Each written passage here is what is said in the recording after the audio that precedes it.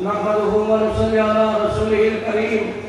أما بعد فأعوذ بالله من الشيطان الرجيم بسم الله الرحمن الرحيم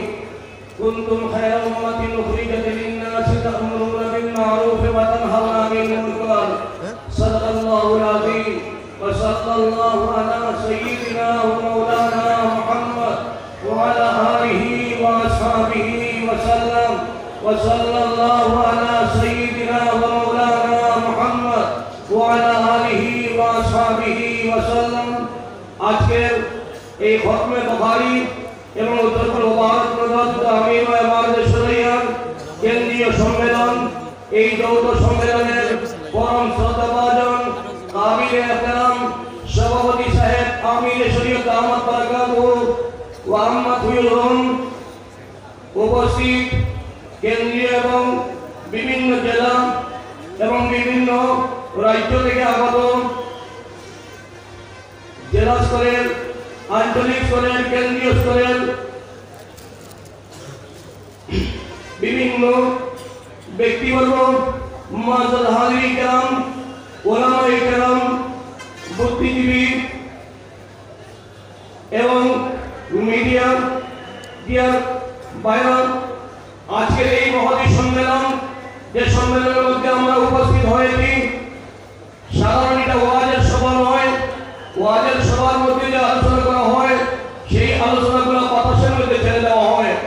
কিন্তু কেন্দ্রীয় একটি সম্মেলন যেটা হয়ে থাকে সেই সম্মেলনের মধ্যে গুরুত্বপূর্ণ আলোচনা সংগঠনের সঙ্গে দিয়ে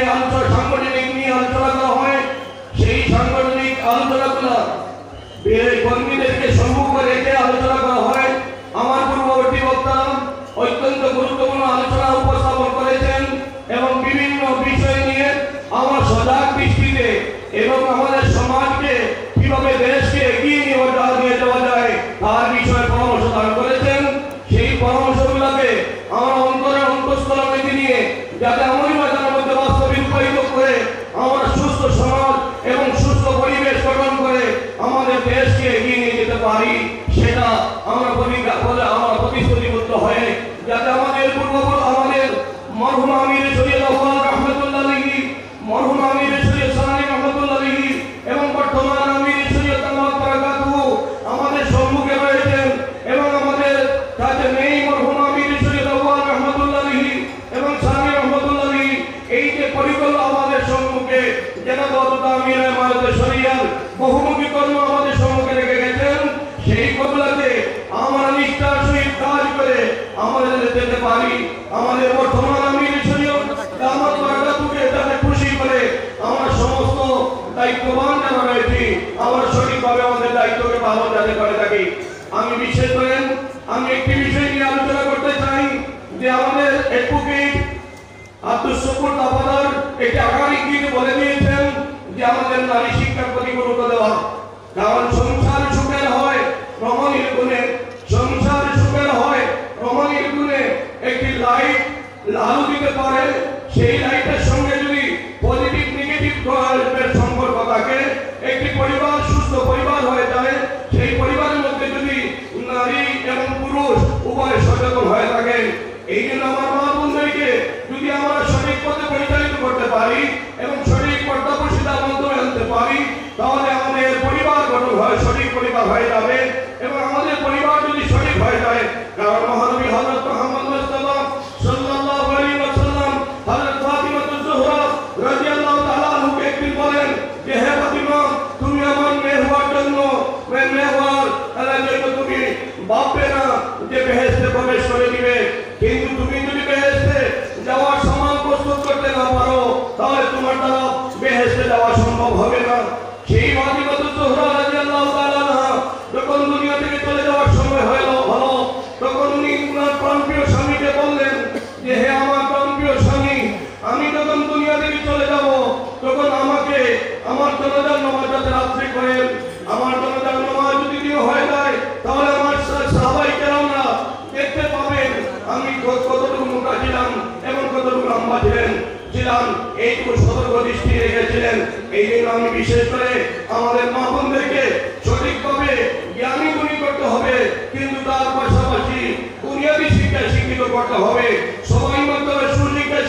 করে তাদেরকে যদি সুশিক্ষা শিক্ষিত করেন, দুনিয়ার শিক্ষা শিক্ষিত করেন, তার অন্তর থেকে দ্বীন ইসলামের মহব্বত, আল্লাহর মহব্বত, নবী মুহাম্মদ মুস্তাফা সাল্লাল্লাহু আলাইহি ওয়াসাল্লামের মহব্বত অন্তরেই যাবে না, এবং সেই মেয়েরা প্রকৃত প্রত্যাশীল হয়ে যাবে। মেয়ে যদি প্রকৃত হয়ে যান, তাহলে একজন মেয়ের দ্বারা আমরা দুইটা বস্তু পেয়ে থাকি, যে পবিত্র সন্তান পেয়ে থাকি এবং পবিত্র খানি পেয়ে থাকি। এই পবিত্র সন্তান এবং পবিত্র খানি আমাদের দখল করা সম্ভব হবে আমাদের পাত্রীরা যদি সঠিকভাবে আমাদের গড়ে তোলা সম্ভব হয়। আমাদের মরহুম আমির সৈয়দ আউয়াল রহমাতুল্লাহ আলাইহি সেইটুকু চিন্তা মাথায় রেখে, সেইদিকে চিন্তা মাথায়, সেইটুকু মাথায় চিন্তা রেখে আমাদের সবাই মক্তবগুলোকে সঠিকভাবে যদি গড়ে তুলতে পারি, সবাই মক্তবের মধ্যে একটি সে নরনারীরা সঠিকভাবে জ্ঞান অর্জন করে দিবে। এই জন্য বিশেষ করে আমরা আমাদের সন্তানদেরকে সঠিকভাবে গড়ে তুলতে হবে, এবং নারীদেরকেও পর্দাপোশিতার মাধ্যমে যদি আমরা গড়ে তুলতে পারি, তাহলে সেই নারী বেপর্দা কখনো যাবে না, সঠিক জ্ঞানী জ্ঞানী বুদ্ধি যদি হয়ে যান। এই জন্য বিশেষ করে একজন নারী যদি পবিত্র হয়ে যান, তাহলে একজন নারী, একজন মা যদি ছেলে মেয়েদেরকে সঠিকভাবে পালন পোষণ করেন, সঠিকভাবে জ্ঞান দিয়ে থাকেন, তাহলে সেই ছেলে কখনো মদ খেতে পারবে না এবং শরীয়তের অপকর্ম করতে পারবে না। এই জন্য আমি বিশেষভাবে আমাদের সমস্ত কর্মীদেরকে এবং এই জাতি ধর্ম বর্ণ নির্বিশেষে সবার দৃষ্টি আকর্ষণ করতেছি, যাতে আমাদের এই দেশকে উন্নত করতে পারি, সমাজকে উন্নত করতে পারি, আমাদের এই নরনারীদেরকে সুশিক্ষায় শিক্ষিত করে এই দেশের মর্যাদা, শান্তি, সম্প্রীতি, কিভাবে সৃষ্টি করা যায়, এইভাবে আমরা চিন্তা করে আমাদের সমাজকে সুস্থ সমাজ, সুস্থ পরিবার, সুস্থ দেশকে গঠন করার ক্ষেত্রে নারী পুরুষের সমান অধিকার রয়েছে। এই দিকে আমরা বিশেষভাবে লক্ষ্য রেখে আমাদের নারী সমাজকে সুশিক্ষায় শিক্ষিত এবং বুনিয়াদী শিক্ষায় শিক্ষিত করে তাকে ধার্মিক যদি বানাতে পারি, তাহলে সেই নারী দ্বারা সমাজে সুরক্ষিত হয়ে যাবে। আল্লাহ পাক আমাদের সবাইকে কথা বলা এবং শোনা থেকে বেশি বেশি আমল করতে হবে। কাল করুন। আলহামদুলিল্লাহ।